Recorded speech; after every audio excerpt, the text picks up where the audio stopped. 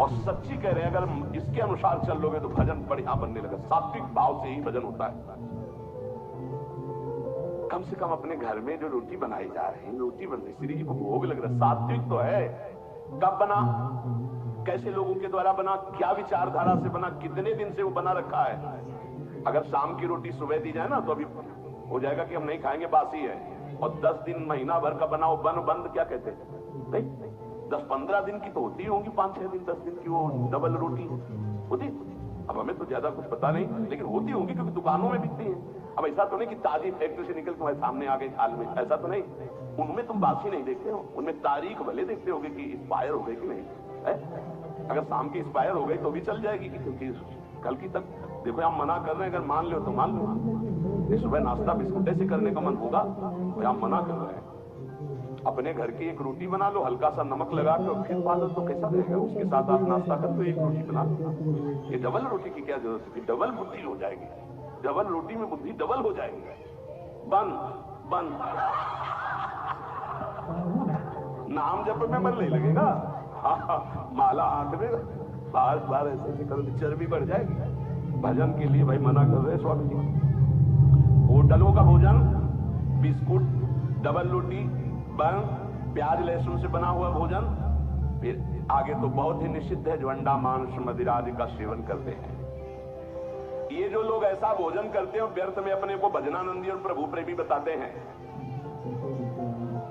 प्रभु प्रेमी कहकर अपने स्वधर्म का अपमान मत करो, अपने धर्म का तिरस्कार मत करो। ऐसा भोजन पाने वाला कभी भजनानंदी नहीं हो सकता। ये महापुरुषों के वचन है। कैसे चित्त शुद्ध हो सकता है?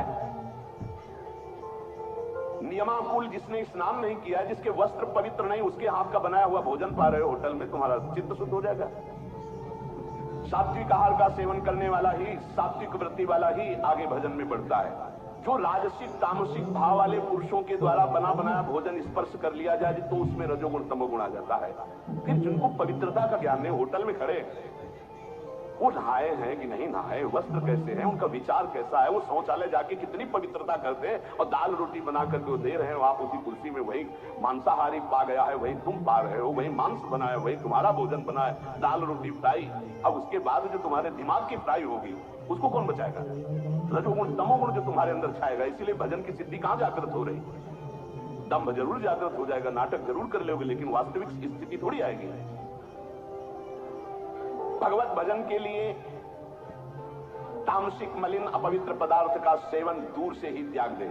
कई बार हमने प्रार्थना की कि प्याज लहसुन में कोई दोष नहीं, जहां आलू प्रकट होती है वहीं वो प्रकट होता है। उससे तमोगुण की वृद्धि बढ़ती, इसलिए हमारे संतों ने रोक दिया है। वो कोई हिंसा नहीं है, किसी जीव की तो हिंसा नहीं है। जैसे हमारे लिए आलू है, शकरकंद है, मूली है, इनके लिए खाने का आदेश है। कहीं कहीं गाजर निषेध, कहीं कहीं गाजर लेते भी है। अब ये जो प्याज लहसुन है केवल तमोगुण के कारण निषेध। तमोगुण आ जाने पर निदालस प्रमादोत्तम वो भजन में नहीं लग पाए। तो भजन विरोधी वृत्ति का हम त्याग करते, इसलिए हम उस तमोगुण भोजन का त्याग करते।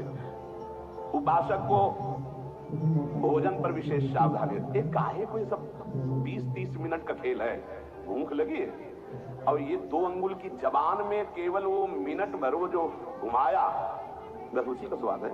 गले के नीचे गया और फिर तुरंत उगल दे तो देखने लायक नहीं। बढ़िया जूस पियो, अंगूर अनार और मौसमी और सेव का, 2-4 घंटे में बदबूदार लोग शंका बना के फेंक दिया। ये मशीन ऐसी गंदी है, केवल भजन बन जाए इसलिए। ये जो चाट चटोरापन है ना, कैसे भजन होगा भाई बताओ? स्वाद तो तुम ले रहे हो गोलगप्पा का, पानी पूरी कैसे, क्या उसमें वो जब हाथ से घोर रहा था तो सैनिटाइजर लगा थोड़ी धोया था कि उसको पवित्र किया? क्या क्या कैसे कैसे वो पदार्थ बने, कैसे वो सामग्री बनी? तुम नाम जापक हो, भगवत प्राप्ति करना चाहते हो, दुकानों की बनी बनाई चीजें तुम खाकर भजन करना चाहते हो। चाहे कोई कितना परिपक्व अवस्था को प्राप्त हो, अशुद्ध भोजन होने पर भजन खींचना पड़ता है, और शुद्ध भजन होने पर भजन ईश्वरी जैसे होता है। इसलिए वो अनुभव करके, सिद्ध पुरुष ही अनुभव करके लिखते, साधकों के अनुभव थोड़ी होते हैं, सिद्धों के अनुभव है। तो हमें लगता है कि 2 मिनट की बातें, जबान के स्वाद की बात, भोजन को हमें सुधारना चाहिए। ये चीजें तो साधक को पानी ही नहीं चाहिए। देखो बहुत बढ़िया बात है, जाओ घर, एक परेठा बनाओ, नमक लगाओ, श्री जी को ऐसे अर्पित करो, बाल भोग आपका बड़े हो गए। बढ़िया रोटी बना लो, दाल बना लो, सब्जी बना लो, प्रभु को भोग लगाओ, तो उदर पोषण, सात्विक वृत्ति, भजनानंदी आपका स्वभाव बने। हम भजन करने वालों के लिए कह रहे कि प्रायः जितना सावधान रहोगे भोजन में उतना अच्छा रहेगा। भगवत भजन के लिए आपके शरीर और वस्त्र दोनों शुद्ध होने चाहिए। पवित्रता का निर्वाह करना ही होता है। आजकल तो बाथरूम के उतने वस्त्र धारण करो, शौच में जितने, या तो एक ऊनी हो तो वो चल जाएगा, वो वहीं रखा रहता है, उसको धारण किया, शौच आदमी गए, उसको उतार के रख दिया, पवित्र हुए, फिर वस्त्र धारण किए। अगर सूती वस्त्र आप पहन करके जाते हैं और वो कमर के निचले, तो वो धोना पड़ेगा। जैसे बार बार जाना हो तो उनको ऊपर समेट लिया, क्लिप लगा ली। पवित्रता का व्यवहार करें। अगर आपका शरीर अपवित्र, आपके वस्त्र अपवित्र, आपका भोजन अपवित्र, तो परम पवित्र पुण्य श्लोक भगवान का नाम जप करो, भगवान का नाम कीर्तन कर पाओगे, तभी भाव नहीं आएगा। कीर्तनकार या नाम जापक भोजन और शरीर और वस्त्र, इनकी पवित्रता पर ध्यान दें। आजकल महामहिम श्री सूरदास, तुलसीदास जी, मीरा जी, बड़े बड़े महान भक्तों के पदों को भूल करके ठुमरी और इधर उधर के, हमें लगता है कि ये मन चली चाल है, इसमें नहीं चलना चाहिए। महापुरुष क्या सूरदास जी, तुलसीदास जी, मीरा जी, कबीर साहब, दादू जी, नरसिंह स्वामी, हरिदास जी, हरिवंश महाप्रभु, तुकाराम, नंददास, नारायण स्वामी, ललित किशोरी, इन महापुरुषों के पदों को गा करके तुम्हारे भाव नहीं बन सकते क्या? ये लौकिक आधुनिक शब्दावली जोड़ने वाले पद गाने की जरूरत नहीं है। वाणी परम पवित्र होती आचार्यों के पद गायन करने से, क्योंकि आचार्य उस भाव को देख रहे हैं, उस महिमा को देख रहे हैं, तब पद लिख रहे हैं। महापुरुषों की वाणी के सिवा तुम्हारे कीर्तन में कोई भी अन्य जो शब्दावली जोड़ी गई है आधुनिकता की ओर न गाई जाए। रोमांच, सात्विक, अश्रुधारा ये आचार्यों की वाणी से प्रकाशित होती है। आचार्यों के वाक्य ही कीर्तन में उच्चारण करने चाहिए, तभी सच्चा कीर्तनकार को आनंद मिलता है।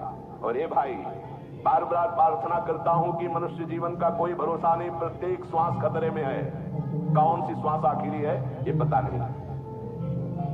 इस श्वास का सदुपयोग कर लो। एक भी श्वास नाम के सिवा बीतनी नहीं चाहिए खाली। सांस सांस पर कृष्ण भज, वृथा